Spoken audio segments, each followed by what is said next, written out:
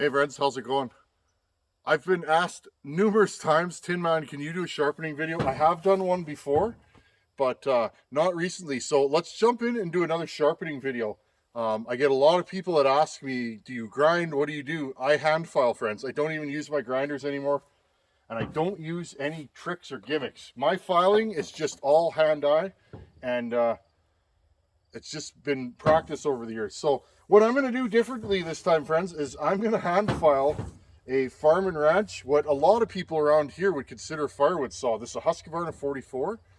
I'm going to hand file this. This is running a 325 double raker chain, so a small chain.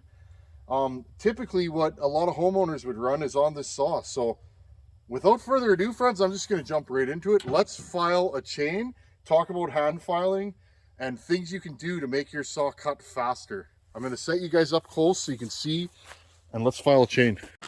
Okay, I went to the store yesterday and I bought this Husqvarna X-Cut. Okay, and it shows you the pitch is right here. It is a 325 chain. This is for, it's a 3/16 file.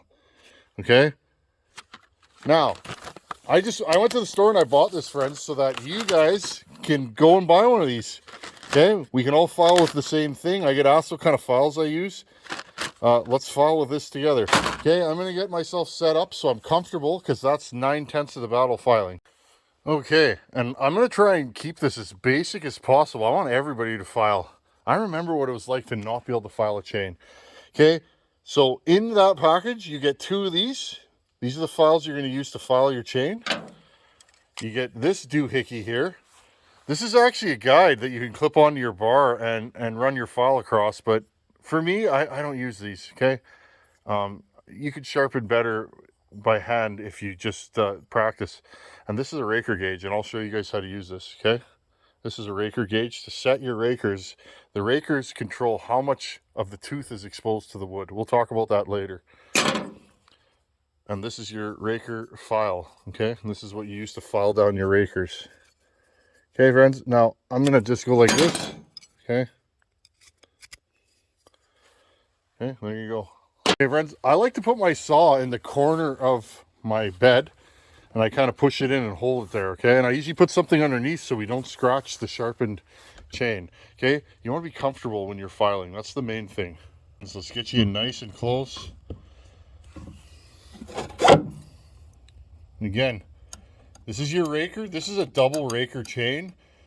These are set to cut smoother. They tend to cut a little bit slower, but that's fine. Okay, this isn't a speed chain competition. This is just how to file. I'm gonna bring you guys in real close here, because these new fandangled cameras will do it. Notice this tooth is completely smashed. Look, the corner here has been knocked off, and same with the one in front of it. Right there, friends. Okay, look, see this corner? It's completely smashed. That's a dull chain. This has hit something, probably metal. Okay, so what we want to do is we want to sharpen that out of the chain. Okay, there's the side profile of our chain. Now, we don't have quite enough hook, okay, right here. This chain needs to get filed back. Now, I used a chain, or a file that was too big to file this last time, because it's what I had. So I couldn't get up and underneath the cutter, okay, but it cut good enough. Okay, for my purposes at the time. Okay, so what we want to do is we want to pull this gullet back and sharpen the top plate and the side plate. Okay, I'm going to show you guys that. Okay, friends, so what I'm going to do is I want to show you guys the profile.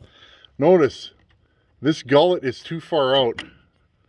Okay, it's on an angle. We don't want that. We want the bottom of the gullet and the top cutter kind of line up. So I got to file this back. Okay, so keep a snapshot of that in your mind, and then let's file it together. I'll show you how I file quick and dirty, and it works. Okay, so keep that in your mind. This gullet is too far forward. Again, I filed this with the wrong file last time because it's all I had. Okay, so we're looking kind of down. Okay, again, see that shiny part? So the corner is completely busted off this. Now, I'm going to go in here. I'm going to file down. I want this file to get underneath this tooth, okay? Right now, the file is level with the cutting portion of the tooth, okay? Or your top plate, okay? So I want this under slightly to create that hook, okay? So I'm gonna go down, and when you go down, it hits that gullet.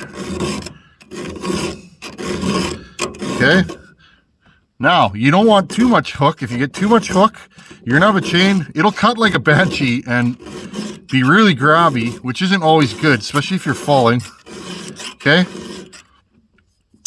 It'll dull really quickly, friends. Okay, so I went down, and now I'm gonna file straight across. Now I wanna show you guys that profile again. I'm gonna break this down. See how we've created space in there?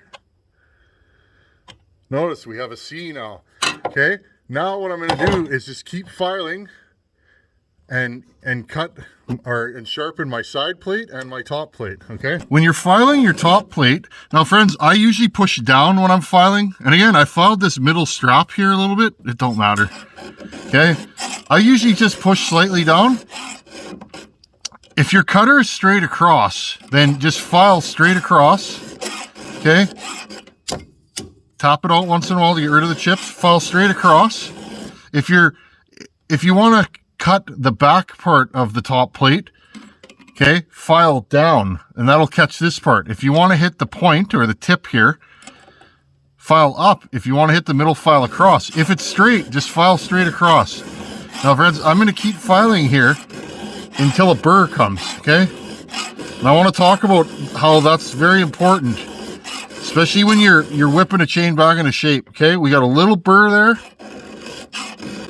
and it just came off, friends, okay? Now that is razor sharp. Now, if you don't stay with the burr, friends, what ends up happening a lot of times, you'll have a rounded cutter. It'll either be convex or concave. What happens then is your cutter will go dull really fast. Let's have a look at this chain now, this profile. Notice I got a slight burr on the side. I'm going to wipe that off right here, okay? Right there, friends. You see that? You see the profile now versus that, okay? One, the other. That's sharp. That's really dull. Okay, I'm going to hit this one next. Let's do one more tooth, and then I'll talk about rakers, and then let's put this thing in the wood and talk about chain performance and what to do if you're not getting the performance you want. I remember how frustrating this was. Okay, this one's busted off too. Okay, and we got that ski slope. So again, one more time, this one here. Down. Notice, friends, my you could see dark there. My file isn't even underneath the top plate yet, okay? So I'm gonna go down. And I tend to rock this, okay? It'll take that gullet out real nice. Number one thing I see when I buy saws and they come with a chain is the gullet's never been cut out of it, because people use these, okay? These sit on top, and I'm just gonna show you this zoomed in. These sit on top and you file across, friends. These don't touch the gullet, so you end up with a ski slope chain that doesn't cut after a while. Okay? Same thing, I'm just going to go straight across. I'm lightening up on my pressure. Look, friends, you see that right there? There's our burr. I don't know if you guys saw that come off. Notice the file is underneath the cutter now, okay? Now that's sharp. Now I'm going to sharpen the rest of this, okay? I'm going to sharpen the rest of them the same way, all by hand, and then let's go put this thing in the wood. This is sharp. It's tacky, friends. You can feel it. Okay, I just thought I'd zoom you guys out. So that's the thing. If your chain's really bad, it's going to take you a while to sharpen it. But once you get it whipped into shape, don't let it go too dull, and you won't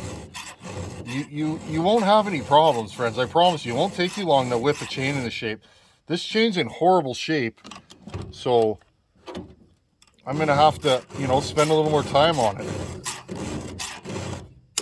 And again, I've had people tell me they count their strokes. Friends, every tooth is different length. Some of them have hit, some of them have hit metal, some of them haven't. Some of them are sharper than others. If you count strokes, you'll never have a chain that truly cuts the way it's supposed to. Okay, I'm not counting strokes. I'm filing until my cutter profiles are the same, and I'm filing until that little burr comes off on this chain.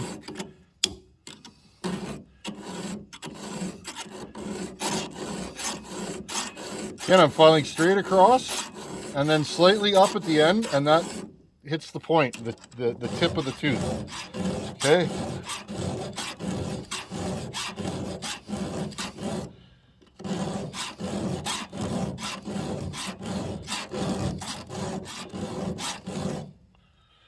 Oh, she's sharp.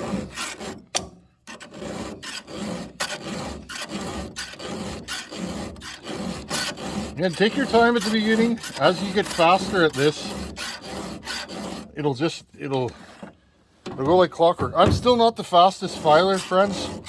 I get better as the season goes, and then come winter, I don't cut much.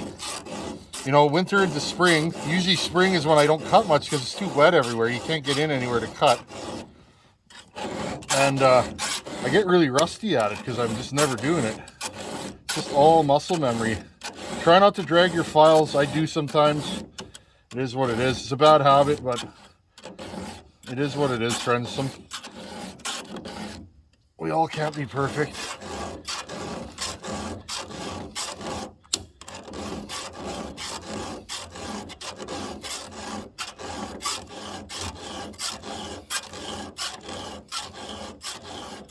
You can almost feel it when it's sharp. It glides. Okay, it'll glide across the tooth. Now again, if you run longer bars, it's going to take longer to sharpen, yes. But I find longer bars stay sharp longer because there's more teeth. The teeth go through the wood less, so they tend to stay sharper longer. They do take longer to sharpen though.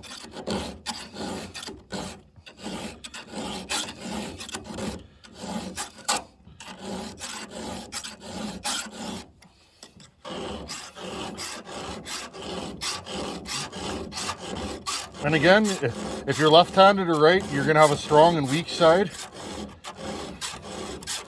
Believe it or not, I'm right-handed. Pushing with my right hand is now my weak side. That used to be my strong side.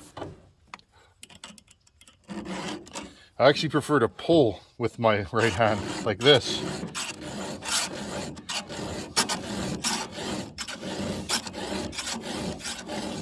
I want to show you how long this takes. It's not that bad. I know sometimes it's not fun sharpening. The bugs are eating you alive or whatever, but I enjoy it because it really lets my saws perform. You can take a stock saw and make a fast chain, and you can really cut wood, you know. But really, friends, does it matter if you're cutting firewood? Does it matter how fast your saws are? I don't think so. To me, though, a sharp chain is just easier on the body. It's smoother, digs right into the wood. I think a sharp chain's safer too. The minute you hit the wood, it pulls itself in, right? It's not going to jump off the log into your foot, or, you know, this isn't a safety video.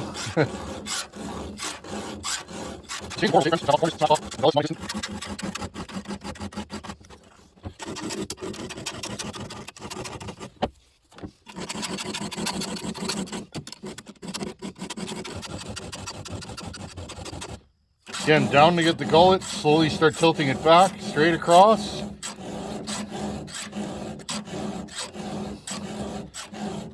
Keep going until that little burr comes off. Lighten up pressure. There we go.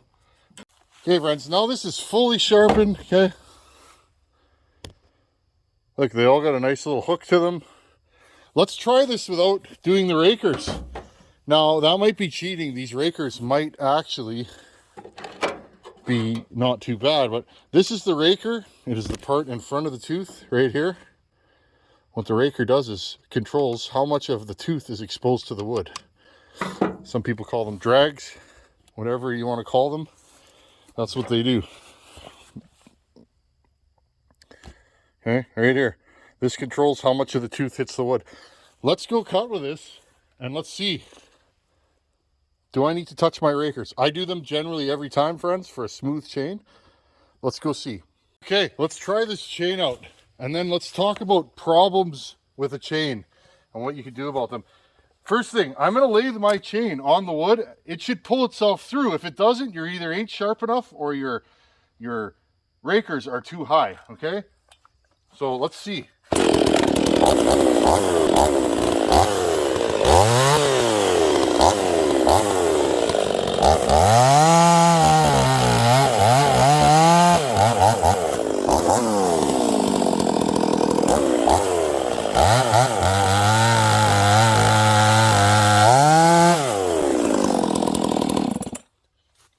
Well, I'm going to say this chain is sharp. It pulls itself through the wood. Let's do that one more time.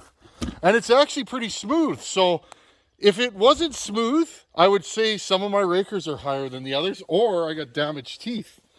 Okay? If it's chattery, friends, you got a damaged tooth or rakers that aren't set the same. Okay? If it's grabby, meaning when you go to dog in, if it's okay, even when you're straight up bucking and cutting the log through, if it's grabby and stalls the saw, your rakers are probably too low, and or that C, that profile I showed you, the C might be too deep. Let's try this one more time.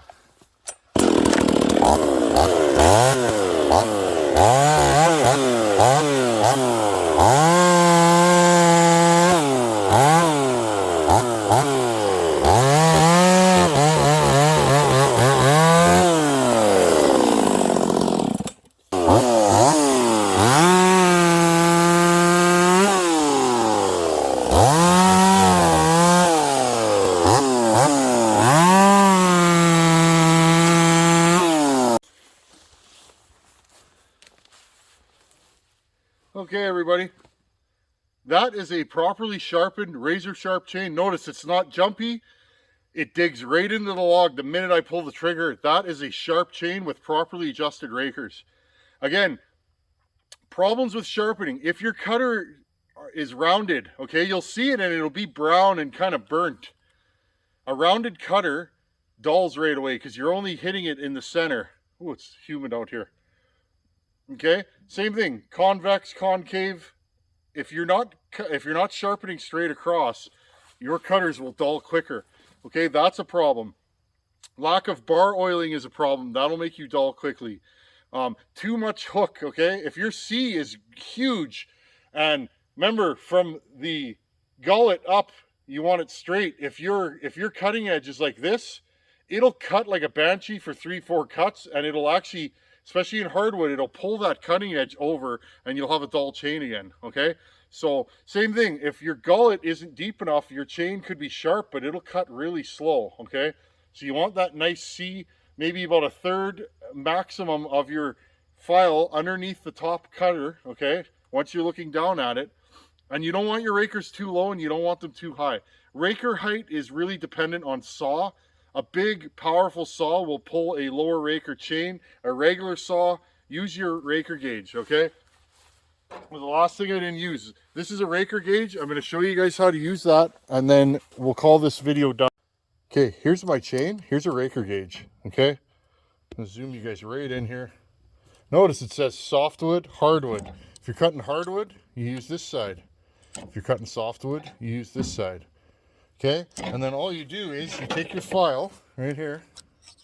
I'll bring you guys over. Take your file and see if it's sticking out, it needs to be filed. If it's not, it's set. Okay, that's how you use a raker gauge. That's it. That's all. It's very simple. Okay, friends, I wanted to just do a basic filing guide for everybody. You know, from the homeowner to the seasoned cutter. Seasoned cutters usually know how to file. But what I'm saying is, friends, is I wanted to break it down and just make it really simple so that everybody can have a fast chainsaw.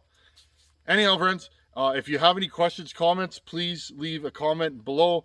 You guys know how to like and subscribe. My email's on my About page. If you guys have any questions about filing, please send me an email. Thanks for watching. Take her easy. Later.